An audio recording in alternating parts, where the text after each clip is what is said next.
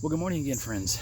Welcome back to another Firepit conversation. Richard here, and it's just a good pleasure to be back to talk with you again and just contemplate the week, contemplate what's going on in my life, um, and just be able to share some thoughts with you. I pray everybody's doing well. It's just good to be back. Good to be back here by the fire pit, getting time to just sit here and before the day begins and kind of rest a little bit.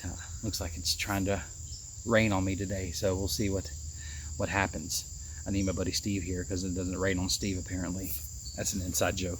So anyway, there was something I really just wanted to share this week. I was sitting there this morning contemplating what message to kind of bring this week and really talk about, and then it just hit me. I was having a conversation last night with a buddy as my buddy Chris is we're putting the plans together again for the Anvil weekend this fall in November, and it's something that dawned on me when we arrived and we came to sit down and we were just getting ready to have our discussion, our planning. Both of us, I think it's the middle of the week, it's a Wednesday evening, and we're like already just almost worn down from the week. Had a lot of things going on, and it's not that we're not burned out or anything, just there's just been a lot going on. Our work's been very busy. I've been all over the road. I had just come from meeting with a few customers, and and they came and sat down. We both just kind of sat there and just breathed. We talked a little bit, but we talked more in generalities about what's going on in our lives, what's going on in our days, how has the week been, and then we just sat, and it was good, and it was a good moment to just kind of decompress from the day, right? And then it hit me again this morning. The other day I was out, have been out traveling about, meeting with some customers, and I found myself near a place, these shoals that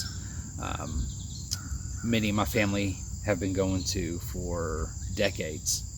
We've had a lot of summer picnics there, a lot of time there in these rocky shoals. They're just a wonderful place to play in the water, especially as a kid. Just the way the rocks are formed, with the way the water flows through. Nice little natural water slides there and everything. I noticed there when I was there, as I stopped, that they're a lot smaller than they were when I was a kid, and which is obviously, but that's beside the point. But I had just been running around. I had met with several customers, and it was a good, from a work standpoint, a successful day, and I pulled into that parking lot and sat there for a little bit, and then decided, I'm going to sit for a little bit. Left the iPad in the truck, left the phone in the truck for a little bit, just took my book out, and this book I'm reading through right now, called H is for Hawk. And I'll talk more about that later as I process more of the book. I'm very early on in that, but it's been... it was good just to kind of decompress, to sit and stop and make some margin in the day, right? And after I read for a bit, finished the chapter I was on, and then went for a little walked along the water, and up to this old dam that's still there that we used to walk around when we were kids and stuff, and just reminiscing on that. And it was just kind of good to be there in that moment, in that place, and not worrying about anything for a minute. So it dawned on me last night, and then dawned on me this morning, of how much time throughout the day, throughout the busyness of the day-to-day, and we're all busy, we all have a lot of things going on in our day-to-day, how much time are we arranging to really just to find space with God, to even find some joy and play in the day, yeah, and all that, just practices in our day to day that allow us to disconnect from the have to, the to-do list, and the things, the task, and all those things. And that's one thing I used to, for the last couple of years, I really tried to make a habit of doing, of getting outside every day, of just of being able to find that space, even if I was working in my house, of just even stopping every couple hours or so and coming outside. And even if I just walked around my yard for a few minutes, came up here by my fire pit, maybe sat for a few minutes just to be outside, right? And it was a good place to kind of stop for a little bit,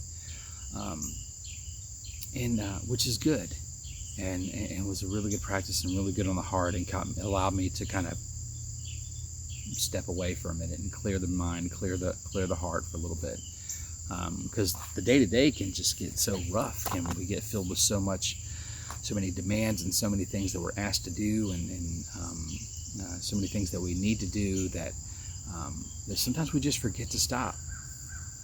And then I find myself in the job I currently work now, and which has been a joy to step into, because just the way I get to interact with different people every single day.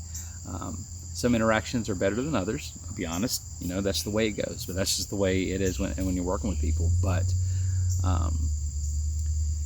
it was good, because I was able to I find myself every day, I'm in my truck, I'm on the road, and on a day that's that when it's nice and cool out, or cooler.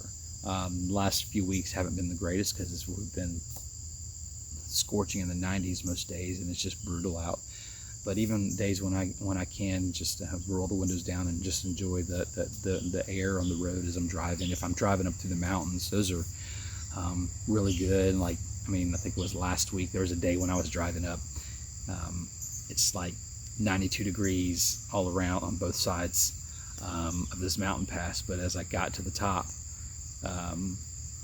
here, high as, the pass was around 3,000 feet or so. Once I got to that, the temperatures dropped to mid to upper 70s, and rolling the windows down, and those moments coming through those passes and just feeling the air, and the coolness of the air was wonderful. So that's just, those different things. And so I always felt, as I'm in this day-to-day work now, where I'm out getting to engage, I'm out on the road, I'm traveling around different parts of the state, and I felt, this is good, because I kind of have some time to myself while I'm here in my truck. But then it hit me, and I thought about this a couple times, but then when I stopped the other day, I was like, you know what, I still don't carve enough time during my day, even if I'm just driving, to stop, to even pull off to the side of the road and breathe for a little bit, And I have a little camping chair I keep in my truck. I usually have a reading book, my journal, and others, or something with me. I got a hiking stick with me. That's a couple hiking poles that are in my truck, but I don't. I realize I still don't. I hadn't made enough time to just let go for a few minutes, because I find myself, even if I stop to grab a bite to eat or something like that, I'm immediately going back to the iPad. Is there another appointment? Do I have another lead to reach out to, or whatever? And I'm not saying those are bad things, but at the same time, when I realize that we're constantly consumed with the doing, it makes it harder to find space to experience God, to allow Him in, and really spend time even with Him. And even if it's just a moment of just breathing, right? It's just those critical things that we need, and to be able to stop and to be able to practice that time and that space with God. And it's important for all of us. Important for all of us to just continue to walk in that and live in that, and experience that place of deep contentment and joy, in our everyday life with God, as Dallas Willard would call it. And I think that's important. And in the practices of our day to day, we need to be able to find those moments, right? Find the margin. I've talked about margin in past videos of how important that is, of just finding the space, finding the time to just play, right? Practice being weird. Practice doing what's uniquely you. And these are things that I've learned, and continue to learn to step into. That I've had as I've had the pleasure to sit under the teaching of Morgan Snyder, with Wild at Heart, and become good soil. It's become a really good place of just remembering and getting back to those practices, those things that help bring deeper contentment and joy and just peace in my everyday life with God, and because that's the important. It's all about, we call this ministry Deep Roots Ministries, right? And that's all those things. When you begin to be able to cultivate those things and build those practices, it's helping the roots grow deeper, because you're bringing God and inviting God into the deeper, into more places of your life, especially in the craziest moments. Finding time for adventure. Who's to say I can't even carve out a couple hours while I'm out on the road? If I'm out for 10 hours or so on the road up in wherever in the state, and why can't I carve out a couple hours just to stop, find a little, maybe there's a hiking trail or something, and just take a little hike while I'm out there. There's nothing to stop that, and it's those things that allow you to kind of decompress and stop for a little bit and let go of the busy. And I think these are just things that are just so important. The practices of worship, right? One of the things that I love to do when I'm even just in my truck, and just throw on some really good worship music that just helps me just align myself with God, even when I'm just on the road. Even those practices are good things to also bring in. So we need those things, those things that enable us to continue to practice being with God, and allowing ourselves to disconnect, to abstain from our worlds, from our busy, from the crazy, all the time. And that's just even the practice, and I'm you see me looking down. I'm kind of flipping through some of the practices that even Morgan's laid out in his book, Becoming a King, and like Chris and I just kind of realized yesterday when we were meeting, was that practice of doing nothing, right? Of sitting down and doing nothing. We come in with an agenda. We're going to meet. We're going to plan for the end of the weekend, which is important, right? We got a lot of things we're trying to put together, and determining, identifying, different aspects. Who's going to be a part of what, as far as I-team, intercession team, and which allies we're going to connect with to really help and try to engage and bring and become a part of all this. There's a very cool project we're working underway with a good with a buddy of mine in North Carolina that and I'll talk more about that. I don't want to give it away, but it's but it's just talking about that. So we're working on some graphic work with that, but in the midst of it all, when we sat down and just being able to sit there in this lounge and do nothing for probably a good 20 minutes or so. But when we first got there, there was no agenda for a minute. We got to breathe for a little bit. I talked a little bit just about life, but it was just good. So the practice of being able to do nothing is good. That guy's in a hurry. So it's something that I really just feel that's important to really think about. And one of the good, a very good tool, and that's in the arsenal that Wild at Heart that John Eldredge put out when he released his book, Get Your Life Back. earlier this year. It's the practice of pausing, right? They call it 1 minute pause. And there's this app called the Pause app. I know I've spoken to this before, but if you don't have it, download it. It's in the Google Play Store. It's in the App Store for the iPhone, just called Pause. And it's a phenomenal tool, a reminder, because you can set reminders on it of just allowing yourself, reminding you, hey, stop even for 1 minute, stop for 3 minutes, 5 minutes, 10 minutes, whatever. And align yourself with God, realign yourself with God, and invite God back into your day and release all the chaos, even if it's just for a couple minutes. And it's an important thing. And then I realized, as I was thinking about that, as with any technology, and this isn't a knock it to anything or anyone. It's easy to get caught up in the technology piece of it, right? And I think that the tool is so wonderful because it's a great reminder of it all. But then I got myself to a point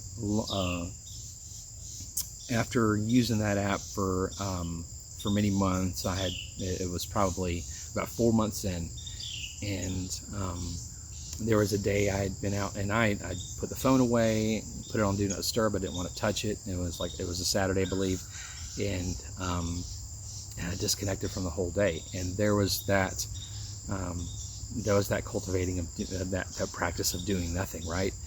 And but then the next day I pulled the phone back up and realized, oh no, I had broken my 135 day streak or whatever on the Pause app, and I realized I don't need to be tied to any of the streaks of trying to increase that out. It's okay, but because I was still, what was good, and I shared this as some feedback to Ransom Heart, was that I think the goodness of it is that as it helped instill the practice in me. Now I found myself in a place where I could really do the practice and really practice it without being reminded, and which I think was a good thing.